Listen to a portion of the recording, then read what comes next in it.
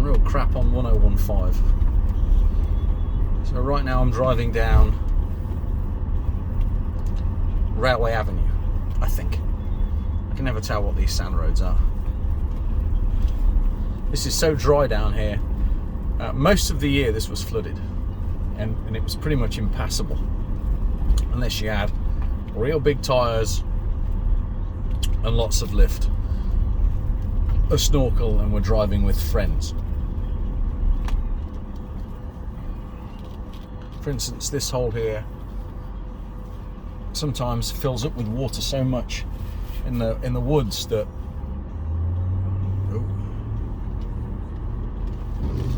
there we go, finally got out of that one. You don't actually know where you're going.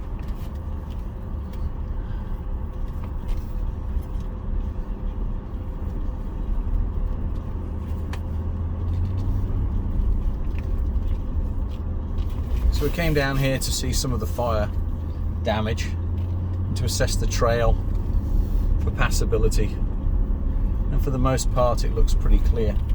Beautiful day down here. It's been an absolute glorious day. So my cell phone is slipping in the mount here a little bit.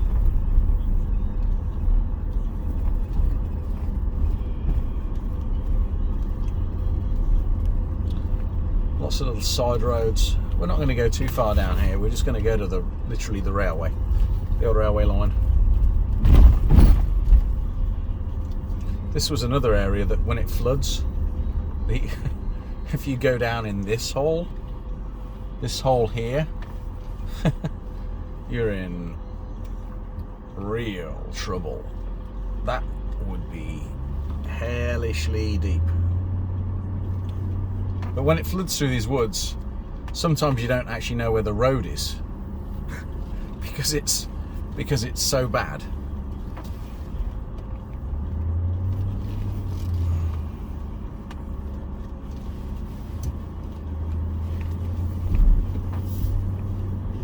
I'll drive up on the edge here.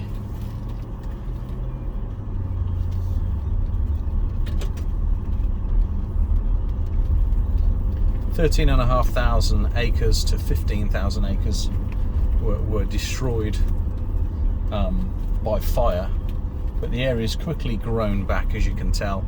Lots of greenery through the forest here. Wildlife is springing back. You know, for the most part, forest fire is a normal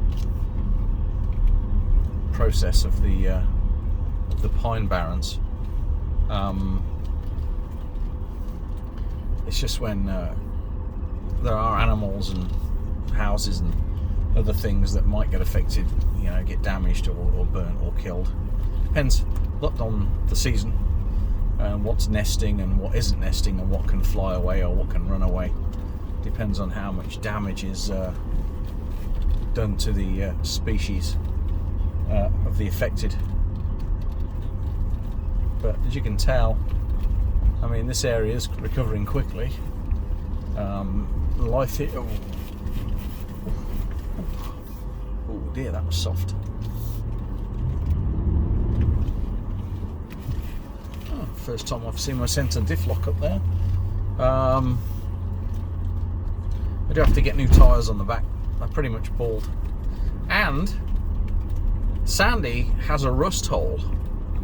What was, I thought, a patch of rust poking through the paint.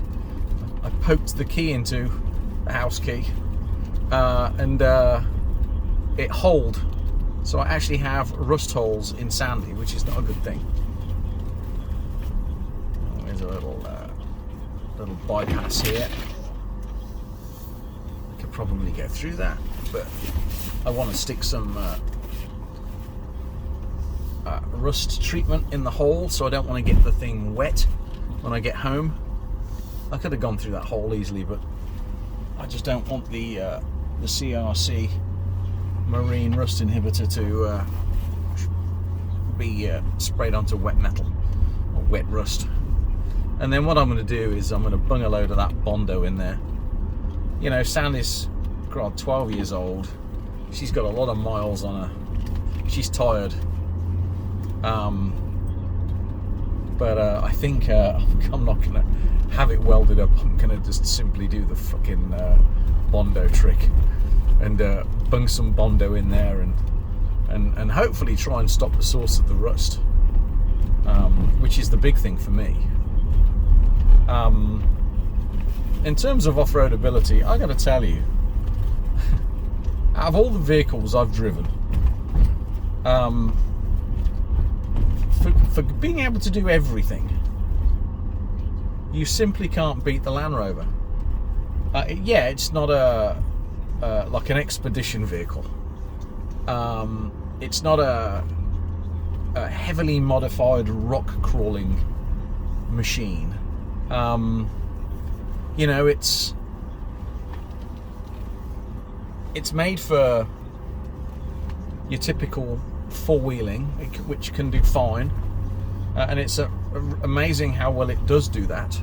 You know, one could argue that, you know, a Subaru could do the same thing. Well, that's true, but I would argue that the Subaru couldn't live doing it, and this has lived doing it for the last 170,000 miles. So you know, one could argue that, but I'll say this, you know, you can drive down a track like this with a load of crap in the back, hit the motorway and cruise down the motorway at 100 miles an hour, not kilometers an hour, with this 5-litre V8 just purring. Loves it. And you can do it all day. Yeah, okay, it's going to cost you a lot in gas, in fuel these days, but the Land Rover can do it happily, and it can do it in comfort. You know, that's the thing. It's not a rattly. Well, it does sound like it's rattling right now. It's because I've got two paddles in the back.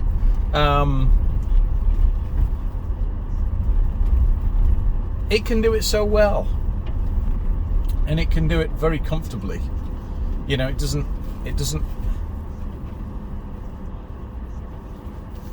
get wet that easily, you know what I mean?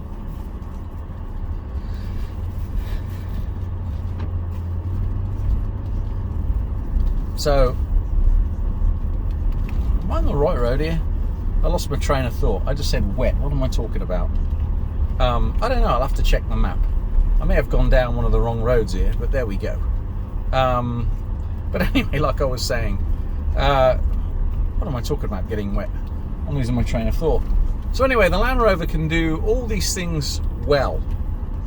And yeah, it's, you know, what would you call it? An expedition vehicle per se. But it could do it. You know, given the right equipment and additions and reinforcing. And I wouldn't say reinforcing as in adding shit to it. I would say reinforcing as in fixing anything that's old that might break. I've had nothing really break air suspension wise on this, by the way. Everybody keeps saying, oh, it's a liability. Well, it hasn't been a liability for me in 170,000 miles. So when it does go, it will be a liability. But what folks don't talk about is the fact that the air shocks are very light. You know, an air shock weighs 15 pounds. You know, so, you know, for 60 pounds in weight, I could have all new air suspension packed with me. It's that light. Hey, what's going on here? Why is there a bypass? What am I going to drive down? Oh, okay, nothing. You got to watch these bypasses. Sometimes they lead into some terrible holes. But so yeah, so this is little chat about the Land Rover. I've got to do the I haven't had a chance. It was pouring down with rain yesterday. I haven't had a chance to do the there's a deer legging it across the road. I haven't had a chance to disconnect the ABS and then drive it off-road to see how it functions.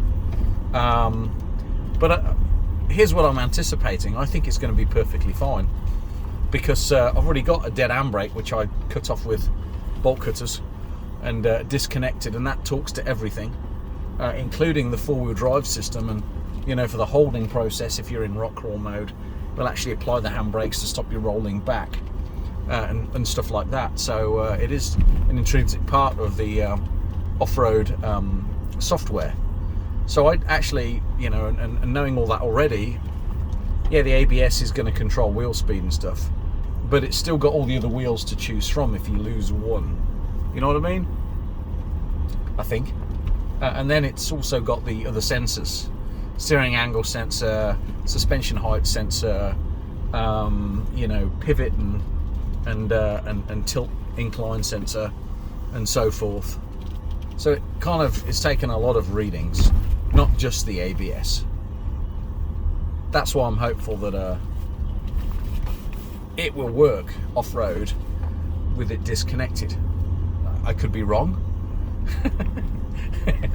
Half the time with Land Rover, that's usually the way it goes, but I could be right, and we might not have any issues at all.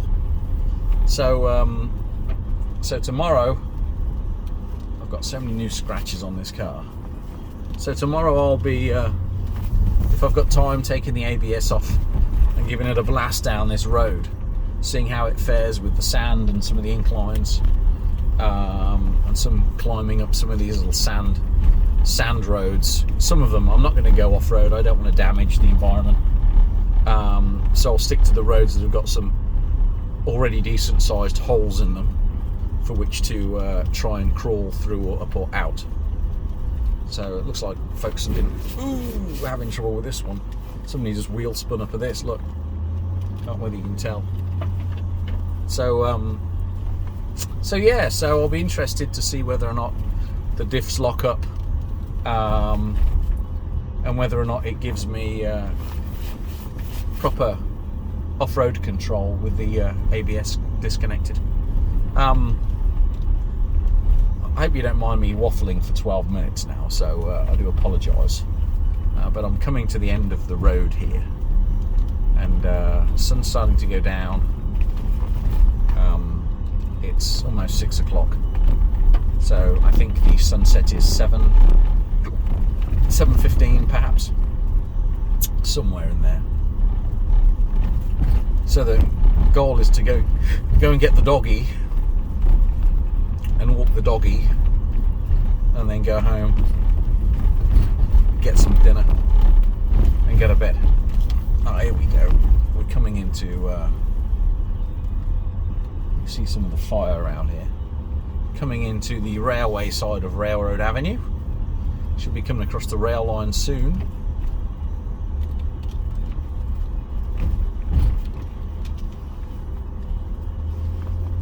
If you don't mind my crappy music, and I do apologise if any F words are present. It's just the way it is.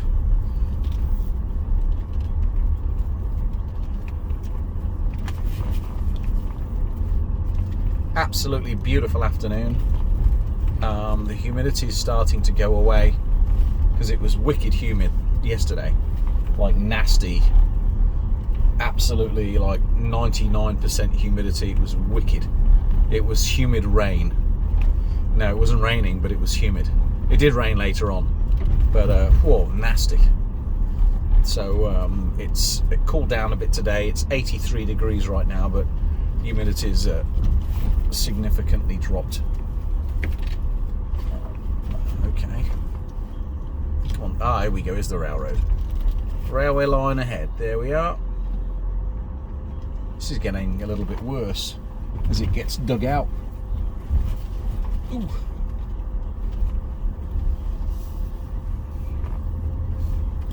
More deer ahead. Whether you can see those little buggers running around. No end of deer around here. Up the whoops. Lots of whoops. My wing mirror is staying on. I did knock it off. All the plastic came off and it kind of came in two halves. So I bunged it all back together. Actually surprising, I broke a few tabs on the top plastic piece, but I didn't need any glue. So I'm not going to replace it with a new one. Ah, here we go, is Route 206. So I'm not going to replace it with a new one.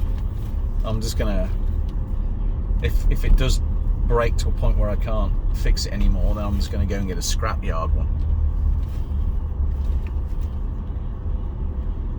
Alright, 206, here we are, near Atsign Recreation Area.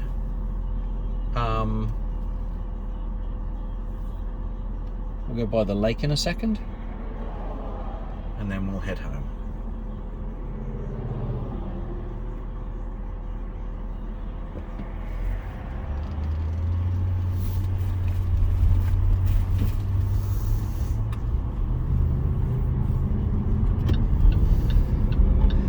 And we're just going to go by the lake. What's going on down there? Somebody stopped for some reason.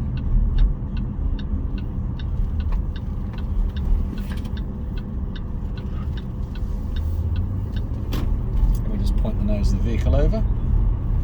There you go, bit of a view of the lake. Probably not the way to do it, but there you go.